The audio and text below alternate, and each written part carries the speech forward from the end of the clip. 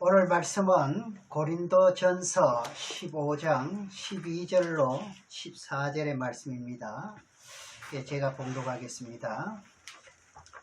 그리스도께서 죽은 자 가운데서 다시 살아나셨다 전파되었거늘 너희 중에 어떤 이들은 어찌하여 죽은 자 가운데서 부활이 없다 하느냐.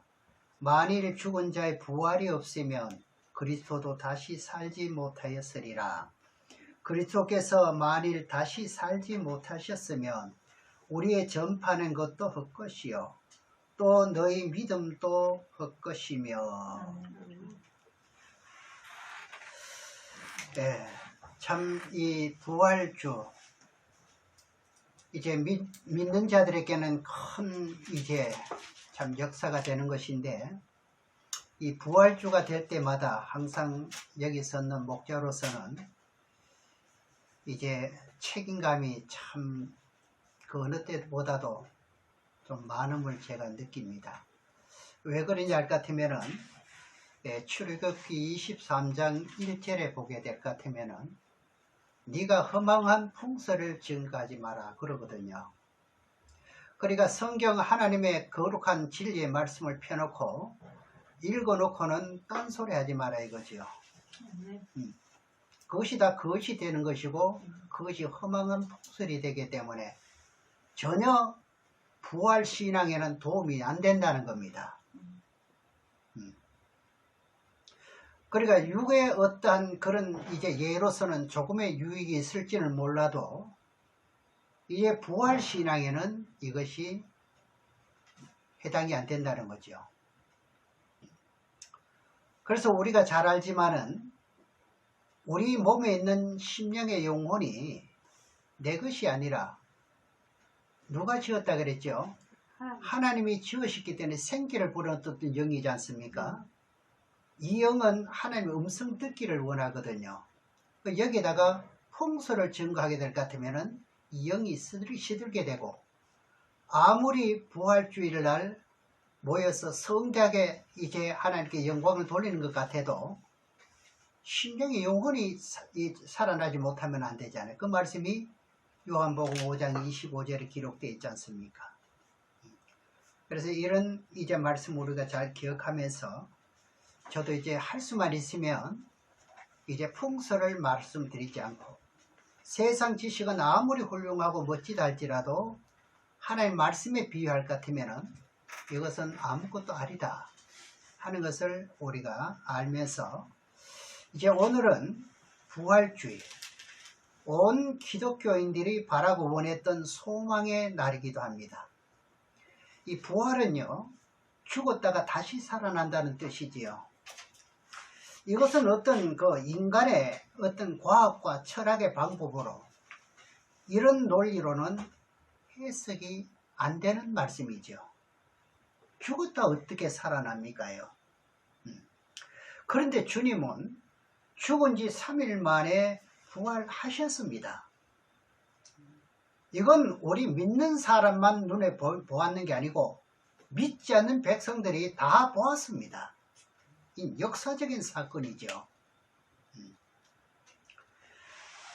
그래서 한국 교회뿐만 아니라 전 세계 우리 기독교인들이 바라고 원하는 소망이 뭐냐? 부활입니다. 부활. 그러니까 여러분들이 진정 이제 부활의 믿음이라면은 우리가 살아가는 삶 속에서 어떠한 아무리 어려움이 닥친다 할지라도 두려움이 있을까요? 없을까요? 없습니다. 부활이 이만큼 중요하지 않습니까? 죽으면 뭐 할 수 있기 때문에? 부활할 수 있기 때문에요.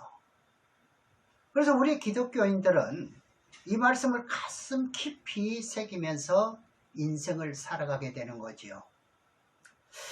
이제 그 솔로몬이 기록한 전도서 3장 11절에 보면은요, 사람에게 영혼을 사모하는 마음을 주셨다고 그랬잖아요.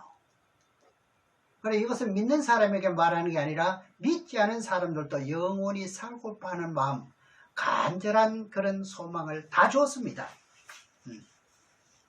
솔로몬이 지혜를 받아서 사람의 심령이 영원히 살 수 있을까 하는 마음이 있었다는 것을 밝히지 않습니까?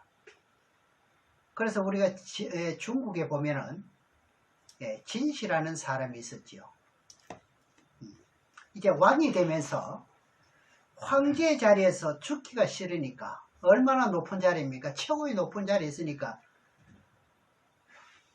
더 살고 싶지 않겠습니까? 예. 더 낙을 누리고 싶지 않겠느냐고요. 그렇죠. 낙을 누리고 싶죠. 예. 그래서 영원히 사는 방법을 택한 길이 뭐냐? 불로초. 그렇죠. 이 불로초만 먹으면은 어떻게 하느냐? 영생할 수 있다는 소망이 생겨가지고 이제 어찌하든지 죽지 않으려고 몸부림을 쳤지만, 그러나 세상을 떠나고 말았던 것을요. 그러나 우리는 왕이 아니라 할지라도, 왕이 한번 돼보지 못한다 할지라도 우리는요 영원히 살 수 있다는 것이 성경에 명백하게 증거하고 있습니다. 명시되어 있습니다. 아주 오늘 본문에서. 세상에는 바쁘게 살아가는 인생들이 참으로 많지요. 참 애처롭게 하지요. 내가 언젠가는 죽는다는 것도 알지 못하고 살아가는 인생들이 많다 이 말입니다. 그런데 히브리서 9장 27절에 보면은요, 사람이 한번 태어났다가 죽는 것은 정한 것이라 그랬습니다. 정한 이치라는 거예요. 그 정한 이치인데 사람이 죽었다가 다시 살아난다는 논리는 세상의 어떤 방법으로도 해석이 안 됩니다. 고린도전서 1장 14절의 말씀을 한번 보시겠습니다. 고린도전서 1장 18절에 보면은 십자가의 도가 멸망하는 자들에게는 미련한 것이요 구원을 얻는 우리에게는 하나님의 능력이라. 십자가 도가 그렇다는 거예요. 멸망하는 자들에게는 아주 미련하게 보이는 거예요. 예수 뭐하라 믿어? 즐기고 놀지. 이 세상 논리로는 사람이 죽었다가 살아난다는 것은 도저히 이해가 돼야 한대요. 안 되죠. 안 된다는 겁니다. 역사적인 사건이었지만은 그거는 묻히고 말았다는 거죠. 그래서 사람들은요, 우리 기독교인들을 볼 때 참 불쌍한 인간이라 그래요. 속으로 그럽니다. 무슨 인간이라 그래요? 불쌍하다 그래요. 아니, 믿지 않은 가족들도 그렇게 생각하지 않겠습니까? 그런데 우리 믿는 자들에게는 하나님의 무엇이라고요? 능력이라는 것입니다. 그대로 나타난다는 거예요. 이런 말씀을 항상 마음속에 새기면서 살아가시기를 주의 이름으로 축원합니다. 그래서 세상을 바쁘게 살아가다 보면은요, 죽을 수도 있는 일들이 닥칩니다요. 갈 때는 순서대로 안 가더라고요. 올 때는 순서대로 왔는데 갈 때는 다 다르더라고요. 그래서 그것으로 끝내는 사람들도 있지 않습니까? 그 자기가 원하는 뜻대로 안 되면은 죽으면 끝이라는 말을 많이 하잖아요. 내 죽으면 끝이지. 이런 말 많이 들어보셨죠? 그러나 죽은 후에 사후세계가 있다는 이야기죠. 그래 이것을 믿는 자들이 보게 되는 거예요. 네. 그 천국과 지옥이 나눠져 있다는 사건이죠. 그렇다면은 예수 그리스도를 참되게 믿는 부활의 신앙인들은 죽으면 어디로 가요? 천국으로 가게 되는 거죠. 그래 육신은 흙으로 돌아가서 다시 부활한다는 사실을 여러분들이 진짜 믿으십니까? 네. 믿는다면 어떻게 믿습니까? 예수님이 죽은 지 3일 만에 부활됐다는 사실을 분명히 믿기 때문에 그런 신앙이라면 그 삶의 생활에서 어떤 위협이 닥친다 할지라도 여러분들에게는 두려움이 없습니다. 없어야 내가 부활의 신앙이구나 하는 것을 느끼고 감사하면서 살아갈 수가 있는 것이지요.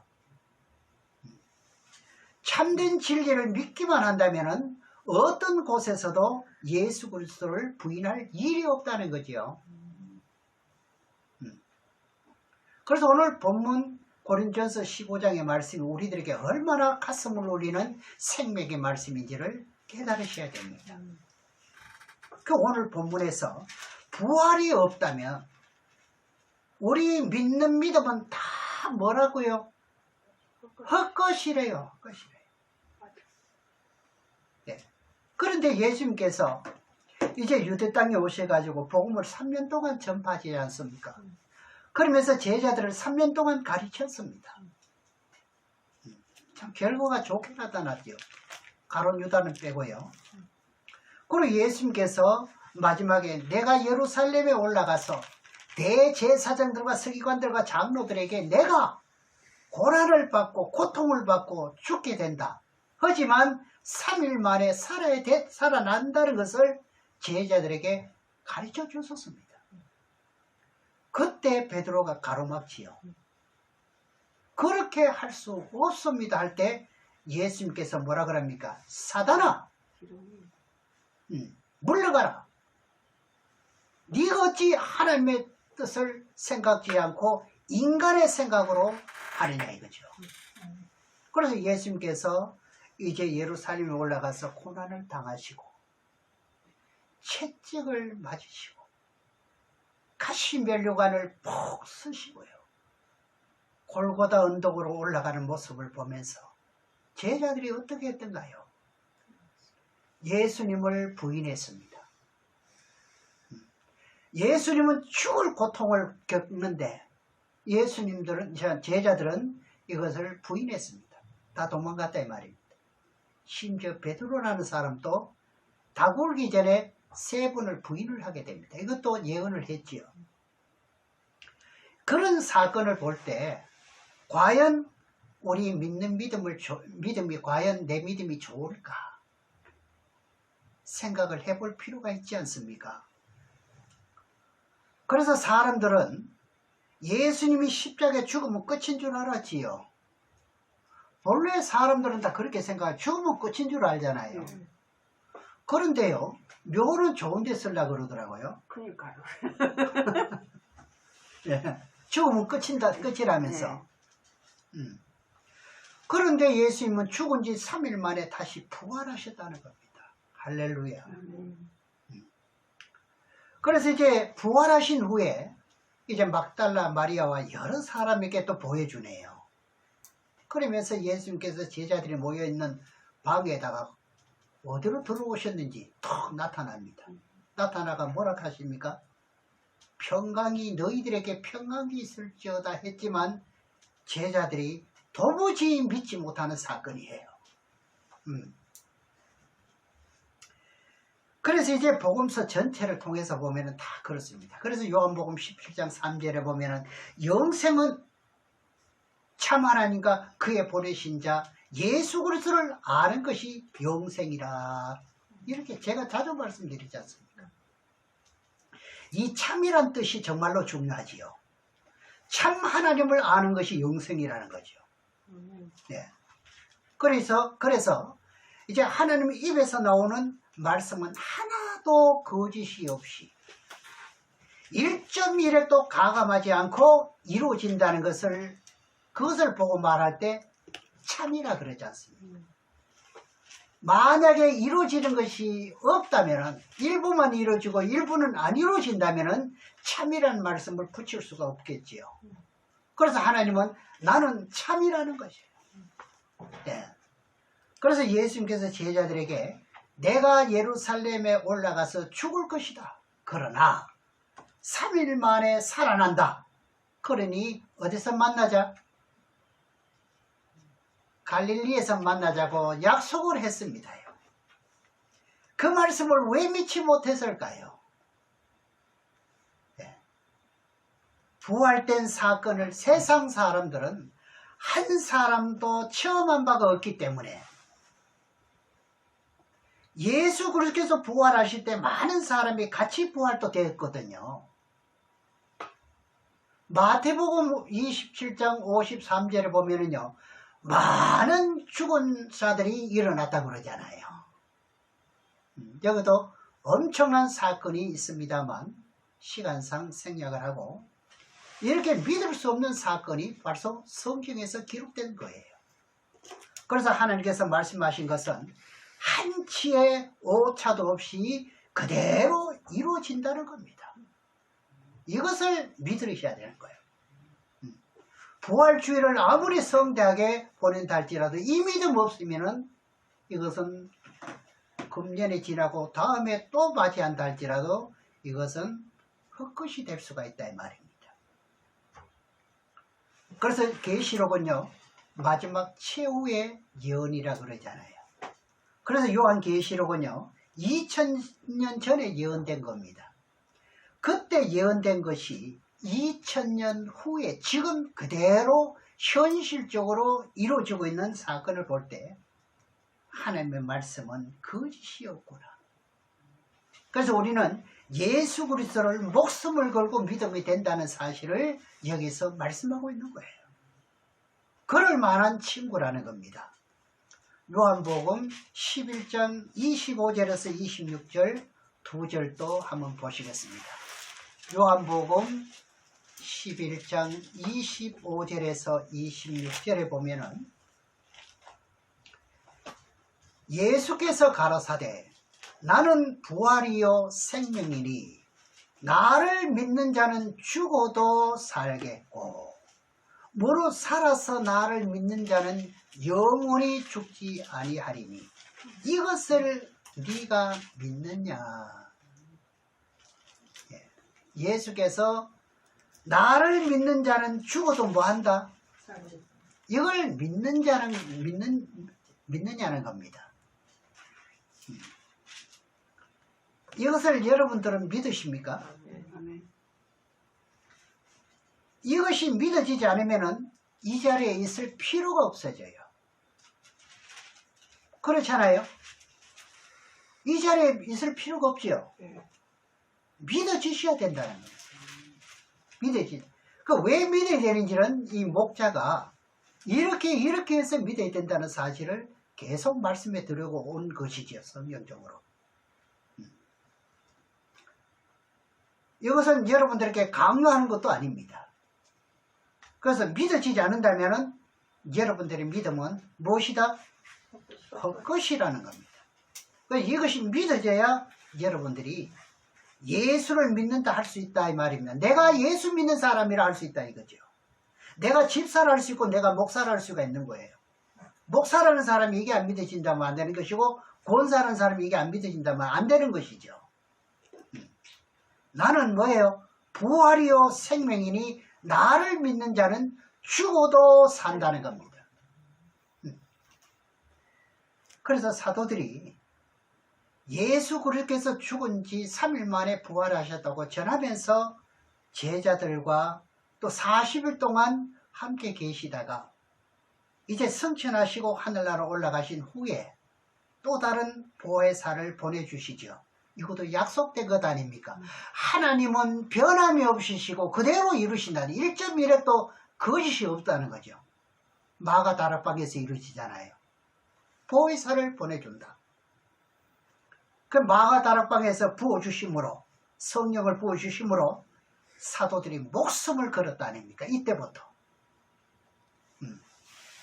예수님은 부활했다는 이 소식을 전했던 것이 초대교회의 역사였거든요. 이걸 전하니까 그냥 바리새인과 서기관들은 듣기 싫어서 그냥 귀를 틀어막고 야단이었죠. 예수만 믿으면 구원받고 잘 산다는 복음이 아니었습니다. 이때는요. 예수님이 뭐 했다? 부활했다는 사건이에요. 예수 믿으면 복받고 뭐 어떤 사업 잘 되고 이런 복음이 아니었습니다. 그래서 예수만 믿으면 구원받고 잘 산다는 복음이 아니었죠. 그래서 복음의 출발은 예루살렘에서 이제 예수님이 죽으시고 부활했다는 소식이 먼저였습니다. 하나님의 진리는 한치의 오차도 없다 그랬지요. 그래서 하나님의 말씀은 만왕의 왕이 되신 하나님의 명령의 말씀입니다. 우리 인생들을 향해서 오늘 또 이 말씀이 명령인 것입니다. 그리고 그 말씀을 우리 읽는 것도, 여러분들이 지금 본문 말씀은 고린도전서 15장을 봉독했지만 읽는 것 자체도 죄송스럽지요. 그래서 뭐라 그래요? 성경을 읽는다 하지 않고 뭐라 그래요? 받들어 봉독합니다 이러잖아요. 너무너무 죄송해서, 방송해서 이렇게 말하는 것도 죄송스럽지요. 저나 여러분이나 우리가 예수 그리스도를 믿는다는 것이 무엇인가요? 하나님께서 명령하신 말씀 앞에 머리 숙여 경배하는 것이 예수를 경배하는 것 아닙니까? 그래서 이제 여러분들이 지금까지 많은 이제 말씀을 알았다 할지라도 예수님이 죽었다가 부활됐다는 것을 믿지 못한다면 이건 안 된다 이 말입니다. 그래서 예수님은 죽음을 당하시고 3일 만에 부활하셨습니다. 그래서 많은 종교가 있지만은 기독교는요, 죽은 종교가 아니라는 게 여기서 나타나는 거예요. 아멘. 다른 종교는 다 죽은 종교예요. 죽었다 살아난다는 거예요. 그러니까 살아있는 종교지요. 예. 산 종교입니다, 우리는. 그래서 우리는 그것을 믿기 위해서 여기까지 모였는 거지요. 그래서 사도행전에 보게 되면은 예수님이 부활하신 후에 40일 동안 제자들과 함께 계시다가 이제 하늘로 승천하신 후에 무엇을 보내준다? 보혜사 성령을 부어주십니다. 보혜사 성령을 부어주신 후에 첫 번째 설교자가 누구냐 같으면 베드로입니다. 그렇죠? 베드로가 설교하는 가운데 첫 마디가 뭐냐? 예수를 믿으라. 그리하면 너와 너희 집에 구원을 얻는다 이거잖아요. 네. 사도행전 2장에 가서 한번 보겠습니다.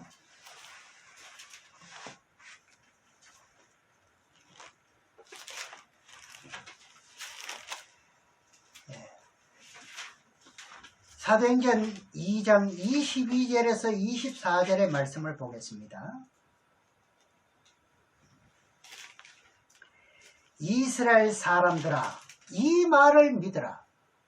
너희도 아는 바에 하나님께서 나사렛 예수로 큰 권능과 기사와 표적을 너희 가운데 베푸사 너희 앞에 그를 증거하셨느니라.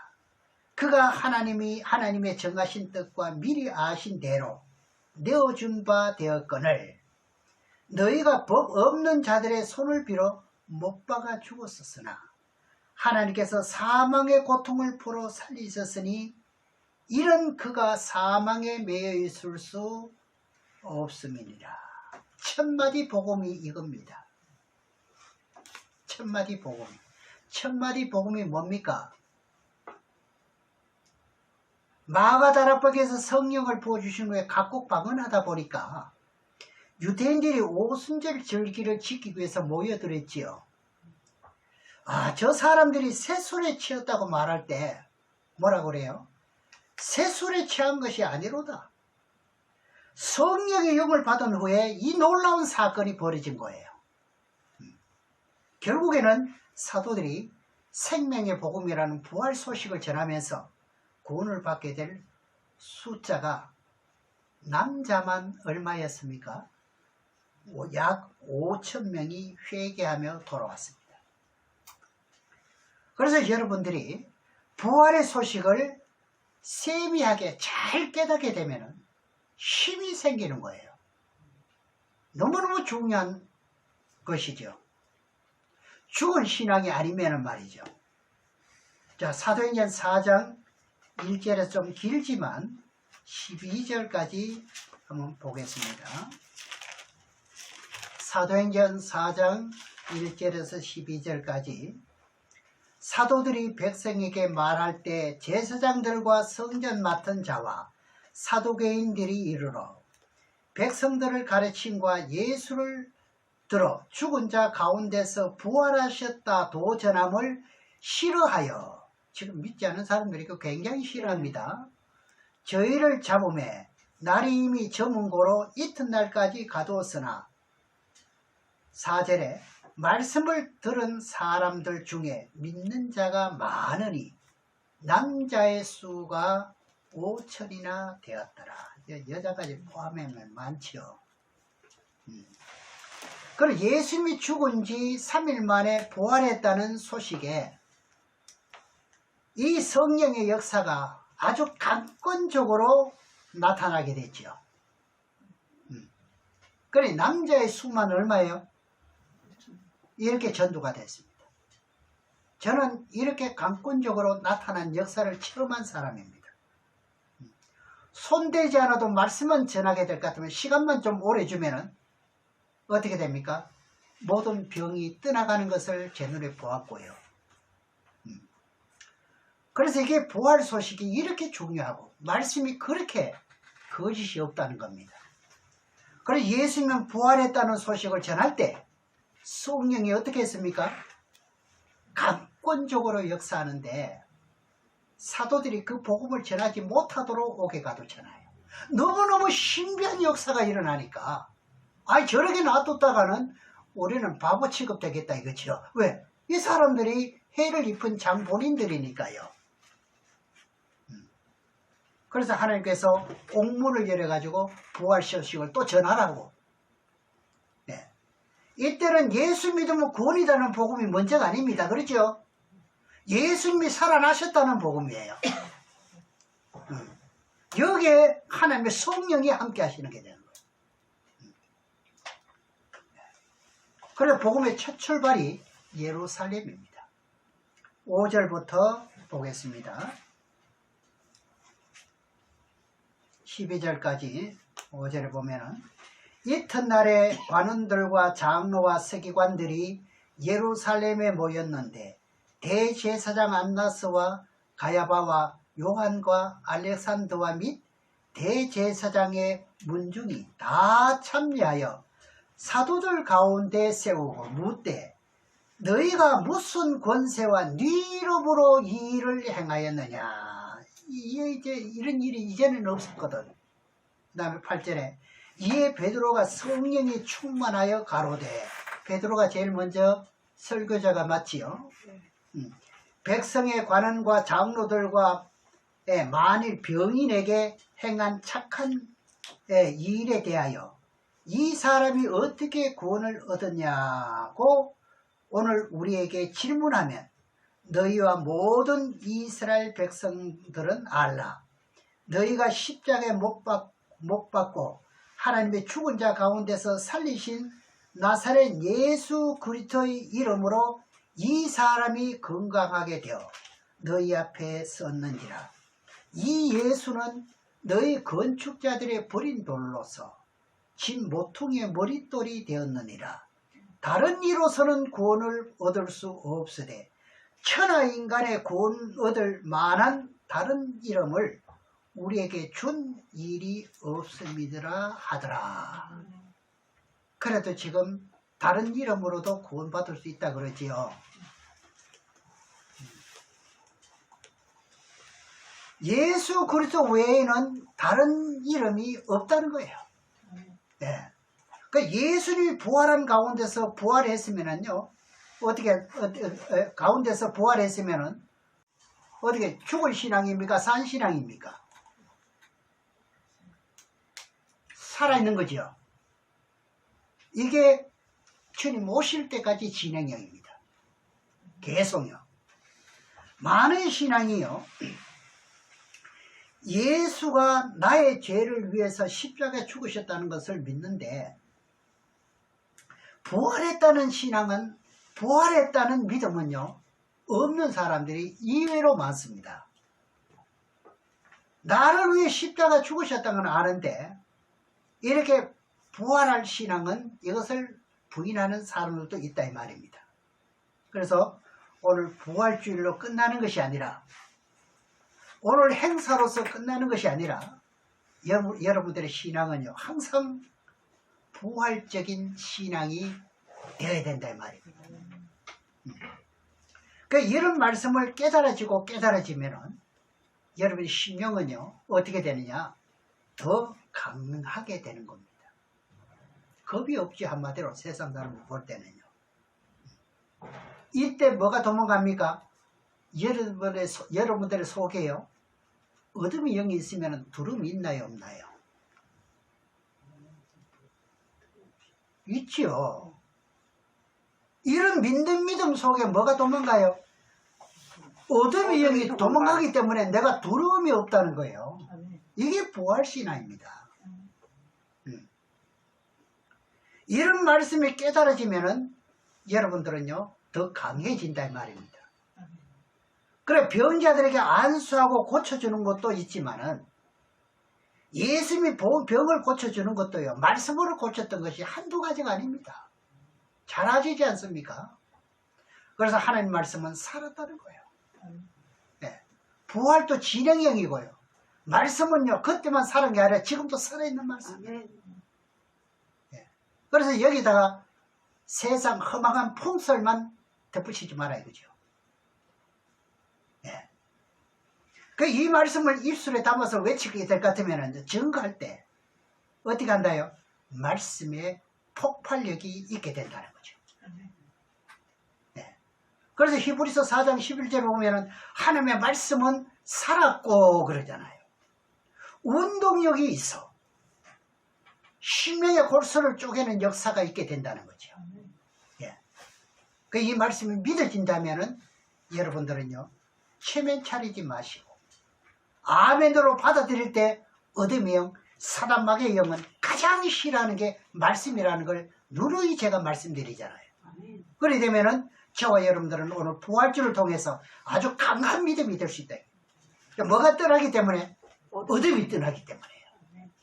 항상 어둠의 영이 있을 것 같으면은 내가 몸이 사려지고요. 어떻게 됩니까? 겁이 나는 거예요. 네. 그래서 사도행전 전체 내용을 보면은 예수 그리스도의 이름으로 복음을 전하지 말라고 대제사장들이, 서기관들, 장로들이요 예수 이름을 부르지 못하도록 하는 것이 행전 아닙니까? 사도행전 아닙니까? 4장에도 한번 보시겠습니다. 사도행전 4장 16절에서 18절의 말씀을 한번 보시겠습니다. 사도행전 4장 16절에서 18절 말씀을 보면 이 사람들을 어떻게 할꼬 저희로 인하여 유명한 표적 나타나는 것이 예루살렘에 사는 모든 사람에게 알려졌으니 이제 사도들은 복음을 전했다면 뭐가 나타나요? 표적이 나타나는 거예요. 아이고 이걸 못 전하게 하는 거예요. 그래서 우리도 부인할 수 없느니라. 그리고 17절에 이것이 민간에 퍼지지 못하게 저희를 위협하여 이후에는 이 이름으로 아무 사람에게도 말하지 말라 하자 하고 그들을 불러 경계하여 도무지 예수의 이름으로 말하지도 말고 가르치지도 말라 이렇게 합니다. 그때 권력은 누가 다 잡고 있나요? 이들이 다 잡고 있는 거예요. 그래서 예수의 이름으로 기사 표적이 이적이 나타나면서 병이 고쳐지니까 어떻게 해요? 바리새인과 서기관들 대제사장들과 유대인들이요 두려움에 쌓였잖아요. 말은 큰 소리 치지만 속으로 두려운 거예요. 그래서 예수의 이름을 부르지 말라고 그래요. 이들이 믿지 않은 자인가요? 네. 그래서 사도행전 4장 12절에 보면은 다른 이로서는 구원을 얻을 수 없나니 천하인간의 구원을 얻을 만한 다른 이름을 여러분들에게 주신 일이 있다고 그랬어요? 없습니다. 그러니까 이 이름을 부르지 못하게 하는 거예요. 우리나라도 지금 이제 종교차별법 금지법을 만들어가지고 예수 그리스도의 복음을 전하는 사람들의 입을 틀어막으려고 지금 안달이 났습니다. 지금 이걸 통과시키려고요.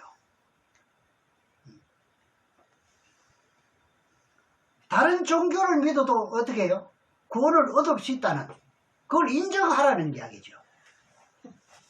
그게 종교 편향입니다. 편향하지 마라 이거죠. 이런 가운데서 우리가 무엇을 깨달아야 됩니까? 부활의 진리의 말씀을요, 진리를 가슴 속에 품고 있다면 아무리 그런 상황이 온다 할지라도 어떻게 해요? 담대하게 예수 그리스도 외에는 구원을 얻을 수 없다고 말해야 되는 거죠. 우리는요. 아멘. 잡혀가도 네. 여러분들이 이 일로 인해서 잡혀가가지고 교회 출석 못하는 것은 아무런 관계없어 괜찮습니다. 네. 그렇게 잡혀가서 성도가 줄어가는 건 괜찮습니다. 보람이 있는 거죠. 이런 법이 지금 전 세계적으로 지금 확산되고 있지 않습니까? 네. 동성결혼, 남자와 남자끼리 결혼시켜달라 이거죠. 이게 지금 국회를 지금 통과하느냐 마느냐. 지금 참 위험한 게 지금 정부로서는 어떻게 다수기 때문에 이 설교 시간에 이런 말씀 드리면 좀 그러지만 마음만 먹으면 그냥 통과하는 거는 문제 아니에요. 지금 그런 상황에 있습니다. 기도하셔야 됩니다.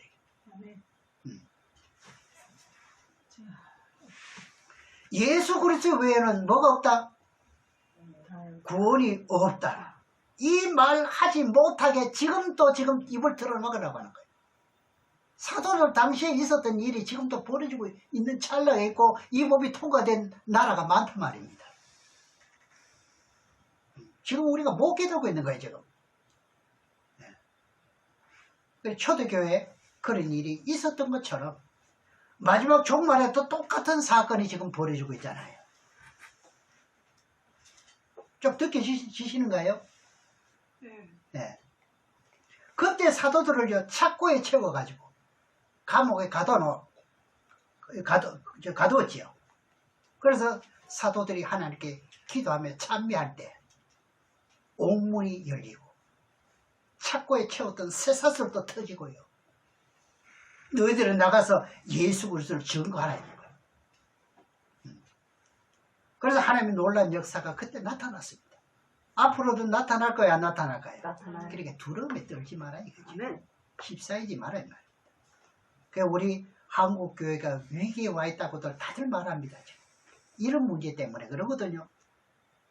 네. 사실 위기에 와 있는 게 맞아요. 왜냐? 이쪽 편에 서면 나에게는 핍박이 없을 수도 있죠. 그렇잖아요. 여러분 선택에 따라서 핍박이 없을 수도 있잖아요. 그리고 이쪽에 서면은 핍박이 올 수도 있다 이거죠. 그리고 살짝 어떻게 해요? 몸을 옮길 경우도 있다 이 말이죠. 사람은 얼마나 예민합니까? 네. 진리를 바르게 알면은요, 진리의 편에 서서야 돼요. 아멘. 사람이 많고 적음에 따르면 안 돼요. 어떤 사람은 이렇게 말합니다. 믿는 사람들이 막말을 해요. 어떤 막말을 하느냐? 그러니까 성도가 없지 합니다. 그럼 사도들 전부 다 가짜네요. 스무로고의 빌라델비아 교회가 전부 가짜입니까? 네. 다만 심령 속에 하나님의 참된 사랑을 알고 해요. 그래서 요한복음 1장 14절을 보면은 예수님이 말씀으로 계시다가 육신으로 살아났다. 그래서지요. 이 땅에 나타날 때 그 속에는 은혜와 진리가 충만하다 그랬습니다. 이거 이외에는 없는 거예요. 그래서 하나님의 진리의 말씀이 가는 곳에는 은혜라는 뭐가 동반되어야 되는가요? 성령이 동반되고 따라다녀야 되는 거예요. 저와 여러분에게는 항상 이것이 동반되고 따라다녀야 딴소리가 안 나는 거예요. 아무리 급해도 진리의 말씀 두고 판단하지 않는 거예요. 이거 왜냐하면 너무너무 치명적이 될 수가 있기 때문에. 성경대로 여러분들이 마음을 열 수 있도록 하나님이 역사해야 되고 기도하셔야 되고요. 지금 때가 그럴 때다 이거예요. 그래서 이제 로마서 8장 1절 2절에 보게 되면요, 부활에 대해서 간단하게 정의해 놓은 것이 뭐냐 할 것 같으면 로마서 8장에서 한번 보겠습니다. 로마서 8장 1절 2절에 보면은, 그러므로 이제 그리스도 예수 안에 있는 자에게는 결코 정죄함이 없나니 이는 그리스도 예수 안에 있는 생명의 성령의 법이 죄와 사망의 법에서 너를 해방하였음이니라. 이게 나와의 같이 행함이 돼야 되는 겁니다. 우리는 예수 그리스도를 믿는 믿음 때문에 죄와 사망의 법에서 뭐 됐습니까? 이게 항상 진행이 돼야 되는 거죠. 여러분이 지금 죽어도 그 때문에 어떻게 됩니까? 천국 간다 말을 그렇게 하는 거예요. 지금 죽어도. 그렇죠? 네. 저는 이 말씀을 보았을 때 힘이 생기는 겁니다. 그래서 예수님께서 세상에 오셔가지고 이제 여러분들을 지어 놓으시고 죄를 어떻게 해요? 예수님도 책임을 져야 되니까, 지어 놓았으니까, 이렇게 지어 놓았으니까. 오늘 이제 권사님처럼 대표 기도하는 사람 잘 없을 거예요. 미리 타락한 것을 아시고 이런 기도를 누가 합니까? 네, 이건 창조를 알아야 그런 기도가 나오지요. 그러니까 예수님이 지어 놓으셨으니까 담당도 누가 하셨어요? 예수님도 그 모든 것을 담당하시고요. 그럼 우리가 이것을 믿을 때 어렵다 인정을 받는 거예요. 아브라함도 그랬고 욥도 그랬고 다 그랬지 않습니까? 지금 저와 여러분들이 이것을 믿을 때 뭐로 인정받나요? 어이롭다. 네. 그래서 신앙하다가 죽으면은요, 죽는다 말하지 않고 뭐라고 한다 그래요? 잔다 그러는 거예요. 자는 신앙은 나팔을 불면은 그 나팔 소리에 일어납니다. 죽은 신앙은요, 그 나팔 소리 못 듣습니다. 이런 신앙이 되기를 주의 이름으로 축원합니다. 우리 기독교인에게 가장 소망이 뭐냐? 부활입니다. 네. 이 부활주가 얼마만큼 귀중한지 모릅니다. 세상을 살다 보면 실패할 수도 있고 잘 될 수도 있습니다. 그러나 이 세상은 잠시 있다가 없어지는, 이걸 보고 뭐라 그래요? 안개와 같아 그러죠. 행인과 같아. 네. 네. 그러나 우리 부활이 되면은 어떻게 해요? 너무나도 좋은 세계. 아무리 입재주가 좋은 사람, 말 잘하는 사람도 유구무원이 될 정도로, 표현을 못할 정도로 그런 세계가 여러분의 눈앞에 있다는, 그 세계는 어떠하냐? 아픔이 없다는 거예요. 질병이 없다는 거예요. 자기 사람 발목 아프다, 그런 게 없다는 거예요. 네. 아픔과 죽음이 없고 먹고 사는 문제가 다 해결되는 그 세계로 간다면은 여러분들이 얼마나 행복하겠어요. 이것이 지금도 믿어지는 신앙이면은 우리는 그 누구보다도 행복할 수가 있습니다. 그래서 하루 세 끼 먹는 문제 때문에 서로 아웅다웅 싸우면서 얼마나 많은 죄를 짓습니까, 우리가. 본의 아니게 죄를 짓습니다. 네. 근데 로마서 8장 이제 방금 본 1절에서 2절에 예수 그리스도 안에 있는 자는 결코 정죄함이 없나니 생명의 성령의 법이 너희들을 죄와 사망에서 뭐했다? 해결했다는 겁니다. 그래서 시편 103편 13절에 보시면은 하나님께서 인간의 체질을 잘 아신다고 해요. 네. 여러분들은 어떻게 해요? 여러분의 가족과 여러분의 일가 친척들 체질을 잘 알아요, 몰라요? 몰라요. 여러분은 몰라요. 하나님은 아신다고 했어요. 그 너희들이 육신의 몸을 가진 거기 때문에 먹고 마시고 이런 가운데서 항상 넘어질 수가 있지만은 이런 부활의 소망을 가지고 신앙을 하게 되면은 하나님이 해방을 시킨다는 겁니다. 그래서 나 자신이 부활하기에 부활의 소망을 여러분들이 깨달아야 되는 거예요. 여러분 다 못할 그런 신앙인가요? 부활 신앙이잖아요. 그럼 이 말씀을 우리가 항시라도 잊으면 안 되죠. 네. 나 자신이 부활되어야 하기에 부활의 소망을 분명히 깨달아야 된다 이 말입니다. 부활되지 않을 사람들은 이 말씀을 안 깨달아도 되지요. 부활할 신앙이면 이 말씀을 깨달아야 된다 이 말입니다. 네. 스데반 집사가요. 한번 생각해 보세요. 스데반 집사가의 신앙이 무슨 신앙인가? 자기는 죽어도 뭐 할 수 있다? 부활할 수 있다. 확고했습니다. 안 그러면 이렇게 못 죽습니다. 적당하게 타협하고 말지요. 예. 죽는 일에 동참했잖아요. 사도 바울도요. 예수 그리스도의 복음을 증거하는 사람들을 붙잡아가지고 공에 넘겨주고 죽였던 사람이잖아요. 사도 바울 자체가 그때는 사울이었죠. 하늘의 음성을 들려주면서 다메섹 동상에서 어떻게 변화받고 난 뒤에 무슨 신앙이 됐나요? 부활의 신앙이 됐죠. 그러므로 내가 번제로 드려질지라도 관제로 드려질지라도 뭐한다? 기뻐한다는 거죠. 이만큼 중요한 거예요. 네. 그런 후에 이제 사도 바울도 내가 어찌하든지 예수 그리스도의 복음을 전하되 예수 그리스도와 같은 고통을 받고 예수 그리스도와 같은 부활되는 소망을 가졌다는 겁니다. 예수님과 같은 고통을 마다하지 않는다는 이야기입니다. 왜? 그래야만 예수님과 같은 부활체가 되기 때문에. 그것이 말씀이 어디 나오느냐? 빌립보서 3장 10절에서 16절에 보면은요.